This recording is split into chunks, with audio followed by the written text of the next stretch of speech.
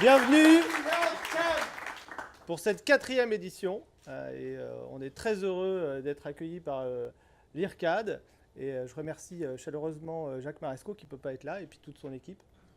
Alors qui ne soutiennent pas que cette édition puisque l'IRCAD est présent depuis le départ. On a organisé la première édition avec Johan Moreau qui est le directeur technique de l'IRCAD qui est là-bas au fond, que je salue, depuis le départ. Donc merci encore une fois à l'IRCAD d'être présent.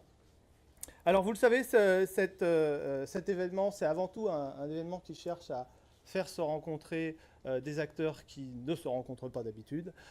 Et c'est ça l'idée, parce qu'on pense que la collaboration, c'est ça qui va faire émerger les innovations en santé, quand des gens ne se connaissent pas et avec des différentes compétences se rencontrent pour inventer le futur de la santé. Alors l'événement se passe toujours en 3 parties. On a réduit un peu cette année, parce que 4 jours, c'était très intense. Il y en a qui finissaient avec des arrêts maladie. Donc on a réduit à 3 jours. On commence le matin avec de l'inspiration et puis 4 speakers extraordinaires qui vont vous présenter leur vision du futur. On enchaîne cet après-midi avec des séances de formation. Alors c'est plus des conférences ou des petits ateliers de 20 minutes sur le plan légal, médical, un peu et surtout technique. Et ça va être très intéressant. Et puis ce soir, on attaque le grand hackathon. On sera près de 300 encore cette année à faire ce hackathon, plus de 35 projets présentés. Ça va encore être le feu, je pense.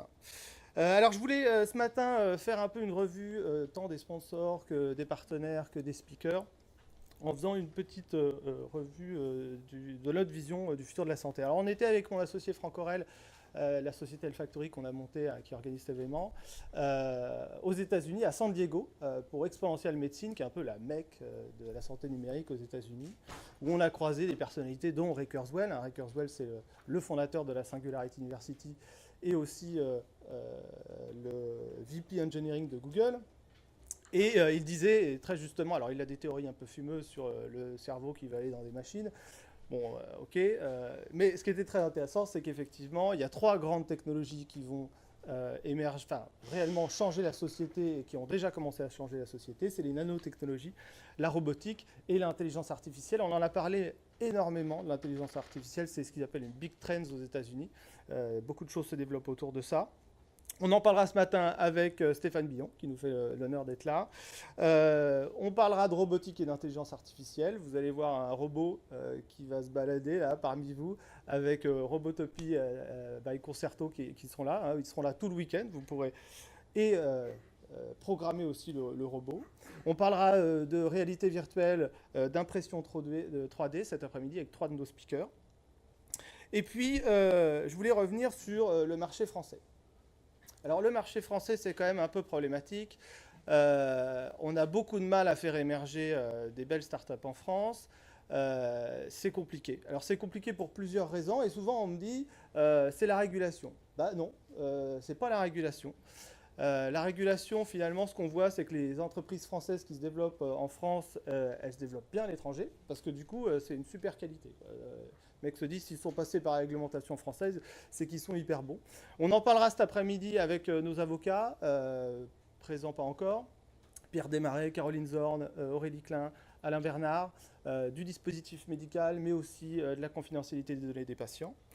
Le problème vient plus, je dirais, du système en place. La sécurité sociale française a été créée en 1946. Bon, il y a eu des innovations, on ne va pas dire qu'ils n'ont rien fait, mais le modèle en soi est resté de l'ancien siècle, voilà, du siècle précédent. Alors, Eurogroup Consulting est là avec nous. Avec L-Factory, on aide ces institutions, que ce soit l'UGAP ou que ce soit les hôpitaux, à essayer de justement innover. On leur fait des recommandations. Après, on ne peut pas non plus le faire pour eux, même si on commence à y réfléchir. Donc elles vont évoluer. Il faut qu'elles évoluent pour aller vers plus d'innovation. Et cette innovation, elle passera par l'expérience utilisateur. La force et la différence qu'il y a dans les startups qu'on voit émerger, c'est qu'elles se concentrent sur un problème, et c'est l'idée aussi de cet événement.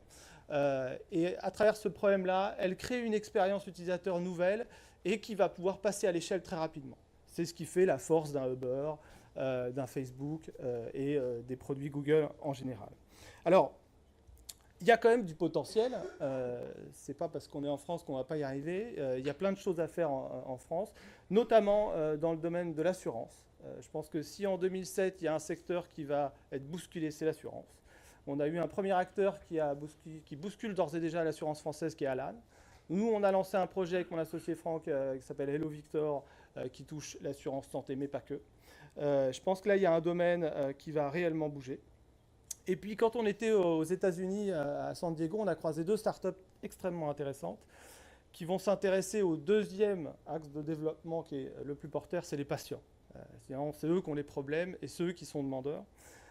Ces deux sociétés proposent un accompagnement des patients en récupérant un maximum de données, du génome au microbiome. Le microbiome, c'est l'ensemble des génomes des micro-organismes qui sont dans votre corps, les images 3D de votre corps, les résultats physiologiques, les résultats biologiques, votre réseau social, votre bien-être.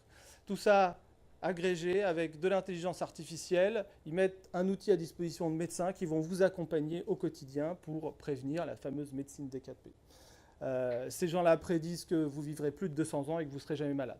Et ils ne rigolent pas. Derrière, Elf Nucleus, c'est le patron de Human Genome Project.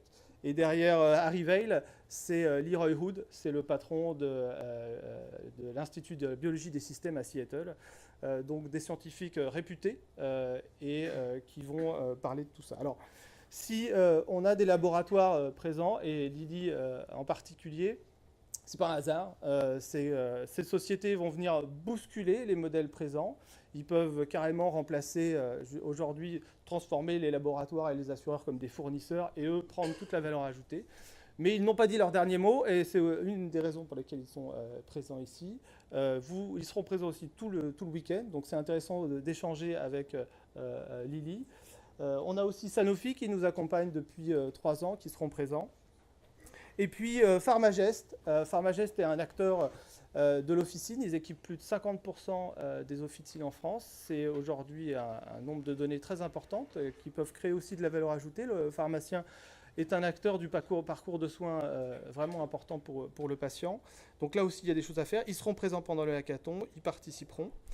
Et puis, on en parlera aussi ce matin avec cette fameuse start-up, vous avez peut-être entendu parler, qui parle de génome et d'intelligence artificielle, qui est Sophia Genetics. Alors, Jurgi Camblong ne pourra pas être là ce matin, mais nous avons Antonio et Adam, ces deux proches collaborateurs qui viendront nous parler de cette start-up très novatrice. Et puis, bien sûr, on parlera de l'hôpital. On est quand même dans le lieu sûrement des plus emblématiques et novateurs du monde, qui est l'IRCAD et l'IHU. Où la robotique et l'intelligence artificielle, ici, on ne fait pas que en parler, on le fait. On en parlera ce matin avec Lucien Engelen. Lucien Engelen était un des speakers d'Exponential Médecine. Il sera à distance depuis l'University Medical Center de Nijmegen, où il dirige un centre d'innovation qui s'appelle Reshape, et qui est aussi un fervent défenseur des valeurs de Hacking Health, puisqu'il dirige le mouvement Dutch Hacking Health. Voilà, on en parlera ce matin avec lui. On a aussi présent ici Maran. Alors Maran est une société slovène qui développe un dossier médical et auquel je crois beaucoup, qui est finalement le dossier médical qu'on aurait dû faire depuis toujours, c'est-à-dire c'est une plateforme. Ce n'est pas un dossier médical qui vous offre tout de suite une interface utilisateur, mais c'est avant tout une plateforme, un socle commun. Ils équipent aujourd'hui beaucoup des pays de l'Est. Un des gros marchés, c'est la Russie. Ils sont en train de se développer au Brésil et ils s'appuient sur un standard qui s'appelle OpenEHR. On en parlera cet après-midi avec Aleš Smokvina. On fera même une session spéciale pour ceux qui veulent en savoir plus sur leurs produits avec les directeurs d'établissement et d'autres personnes si vous êtes intéressés à partir de 15h. Et ça va être extrêmement intéressant. Et puis on a aussi Alcatel. Alors Alcatel ne fait pas que des téléphones, hein, contrairement à ce que vous croyez. Aujourd'hui, le téléphone est numérique.